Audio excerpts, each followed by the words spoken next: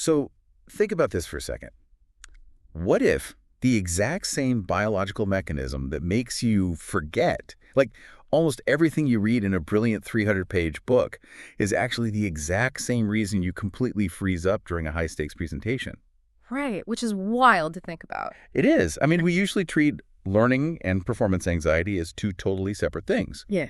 But today, we're looking at how they are intrinsically connected.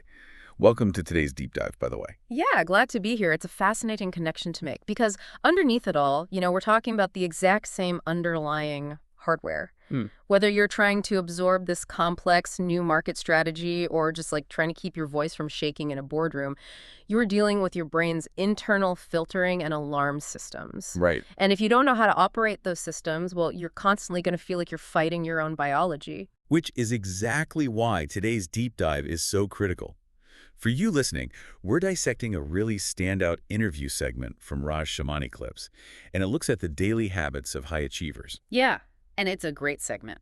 But we aren't just going to give you a generic list of morning routines. Our mission today is twofold. First, we want to look at the actual neuroscience of how we process and retain information. And second, which I think is the most crucial part, how we rewrite the past traumas and regrets that are quietly blocking our ability to execute. Exactly. Because you can possess all the knowledge in the world, but if your nervous system hijacks you when the pressure's on, all that knowledge is basically useless. It's completely inaccessible, yeah. So let's start at the very beginning of the process, right?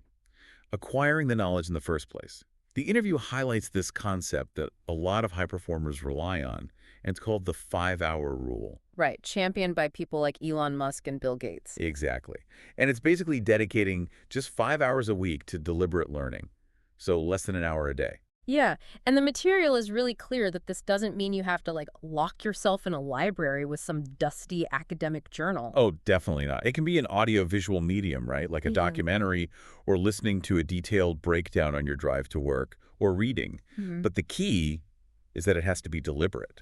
Yeah, and that deliberate consistency ties directly into this Japanese concept called Kaizen. The discussion heavily focuses on this. I feel like we hear Kaizen thrown around in corporate seminars all the time. Oh, totally. It's the whole idea of 1% continuous daily improvement. But what's rarely discussed is the biological reason why a 1% improvement works, Hmm. while, a massive overnight overhaul almost always fails. Okay, let's unpack this. Yeah. Because I like to think of the 5-hour rule as sort of like compound interest for the brain. Oh, I like that. Right. Just as putting away a few dollars a week gives you these massive financial returns over decades, dedicating just an hour a day to learning creates this insurmountable intellectual advantage over time. But why does that have to be so slow? I'd imagine it just comes down to burnout, right? Well, yes, it is exhausting to try and change everything at once, but there's a highly specific neurochemical reason for that burnout. Wait, really? It's not just a willpower thing. No, not at all. It comes down to homeostasis. Look, your brain is a massive energy hog. I mean, it accounts for about 2% of your body weight, but it consumes 20% of your energy. Wow, 20%. Yeah. So its primary evolutionary goal is energy conservation. When you decide overnight that you're going to completely change your life, wake up at 4 a.m., study for 3 hours, your brain perceives that massive spike in required energy as a literal threat to its survival. Oh, man. So it treats sudden ambition the same way it treats, like, a physical danger. Exactly. It triggers a stress response. Cortisol floods your system, your amygdala starts ringing, and you experience this intense psychological resistance. Because your brain is just actively trying to force you back to your baseline to save calories. Right. But Kaizen, right, Okay. that tiny 1% shift, it completely flies under the amygdala's radar. So it doesn't trigger the alarm. Exactly. It bypasses the cortisol response entirely. And that's the real magic of Kaizen, the sustainability. It removes the pressure of needing to become an expert overnight, making the habit basically fail-proof. So it's basically neurological stealth. You're smuggling self-improvement past your own defense mechanisms. That is a great way to put it. But, okay, there's a massive trap here. You can put in the 5 hours a week, and you can stealthily bypass your amygdala. But what actually happens to all that information once it's in your head? Yeah, that's where things get a bit depressing. Honestly, yeah. The discussion pivots from the volume of learning to the efficiency of retention, using this framework called the cone of learning. And the statistics here completely derailed me. They are a very harsh reality check for anyone who considers themselves, a voracious reader. Harsh is an understatement. Mm. The data shows that if you are just passively reading a book, your retention rate is roughly 7%, Yeah, 7%. meaning you are experiencing a 93% loss of information. So if I spend 10 hours reading this dense biography, my brain just throws away 9 of those hours. Pretty much. How is that an evolutionary advantage? Why would the brain just discard all that? Because, again, we have to look at the brain as a highly efficient filtering machine. It's not a sponge. Right. When you're passively reading, you're primarily engaging the visual cortex and the language processing centers. Your brain logs the info into short-term working memory. Okay, so it's there temporarily. Yeah, but unless you give the brain a compelling biological reason to expend the massive amount of energy required to encode that data into long-term memory, it just dumps it. To make room for new stuff. Exactly. Encoding memories actually involves changing the physical structure of your synapses. That takes energy. So it dumps the passive reading to make room for new sensory input. Wow. So reading feels super productive, but biologically it's just a temporary sensory experience. Right. Now, the material notes that if you upgrade to audiovisual content, like a documentary or a podcast, retention bumps up to 20%. Which is better, but you're still hemorrhaging 80% of what you learned. True. But then we get to the solution. The absolute apex of the cone of learning is teaching. Right. Teaching. The source says if you teach the material, retention skyrockets to 90%. A phenomenal jump. It is, but I have to push back a little on the source here. Why is social media considered teaching here? Yeah. Is it because the fear of looking silly in front of your followers forces your brain to double-check its facts? Well, what's fascinating here is that whether you get 0 views or 1 million, the retention doesn't actually come from the audience's reaction. It doesn't. No, it comes from the mechanical process of synthesis. Yeah. It's this concept known as active recall. Meaning you have to actually pull the information out of your head rather than just letting it passively flow in. Exactly. When you passively read, you suffer from something called the illusion of explanatory depth. The illusion of explanatory depth. What is that? It's when you read a paragraph, it makes intuitive sense, and you nod along. You assume you understand it. But the second you have to synthesize that information for an audience, whether it's a college classroom or just typing a post on social media, you suddenly hit a wall. Oh, I've definitely felt that. You try to explain a movie plot and realize you don't remember how they got from the car to the bank. Right. You realize you don't actually know how step A connects to step B. The act of formatting the thought forces multiple brain regions to coordinate. You bridge your own knowledge gaps. So shifting from a passive consumer to an active creator is what signals to the brain, hey, this information is necessary, encode it permanently. You nailed it. Okay, so since teaching is the ultimate retention tool, how do you actually test if you're ready to teach it, like moving from theory to practical execution? Yeah, the interview introduces something called the blank paper test. And it sounds so intimidating, like it strips away all your safety nets. Yeah. The premise is this, right? After you finish a book or a 4-hour podcast, you take a completely blank sheet of paper. Right. No notes, no Googling. Nothing. And you try to visually explain the entire concept using flowcharts or simple doodles.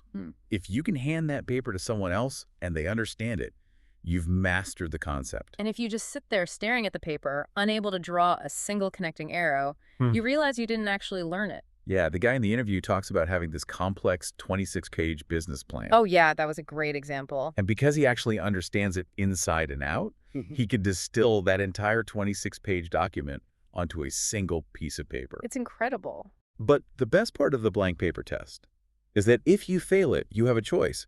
You can either go back and redo it, or you can just accept that you don't actually care enough to learn it and move on. Yeah, you give yourself permission to let it go. So what does this all mean? I think that we should normalize being okay with wasted time. If you fail the blank paper test and don't care enough to redo it, it's an amazing filter for figuring out what knowledge actually matters to you. Totally. But for the things that do matter, the concepts you pass the test on, how do you ensure they don't fade? Because memory naturally degrades. Right. The interview mentions a running note sheet.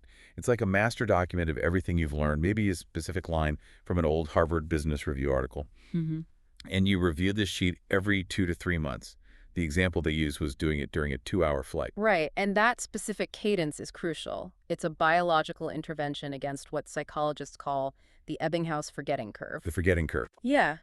If you learn something today, you'll lose a massive percentage of it within a week, even if you understood it perfectly. So even the blank paper concepts aren't safe. Nothing is safe. But by reviewing your running nerd sheet at spaced out intervals, you biologically interrupt the decay process. Oh, because it refreshes the mind. It's deeper than that. It's called spaced repetition. Every time you force your brain to recall that info just as it's fading, you add a new layer of myelin to the neural pathway. What was myelin? It's the fatty insulation that wraps around your neural circuits. The thicker the myelin sheath, the more permanent the electrical signal. So that 2-hour flight review is literally reinforcing the physical architecture of your brain. Exactly. You're physically locking in the retention. Okay, so we have this amazing system. The 5-hour rule, Kaizen, the blank paper test, and running notes. But I noticed a critical flaw here. Oh, what's the flaw? Well, you can pass the blank paper test in your living room, take immaculate notes, and learn for 5 hours a week. But all that knowledge is completely useless if you freeze up when it's time to actually execute. Ah, yes. The mental blocks. Right. And this transitions us into overcoming past regrets and traumas that hold professionals back.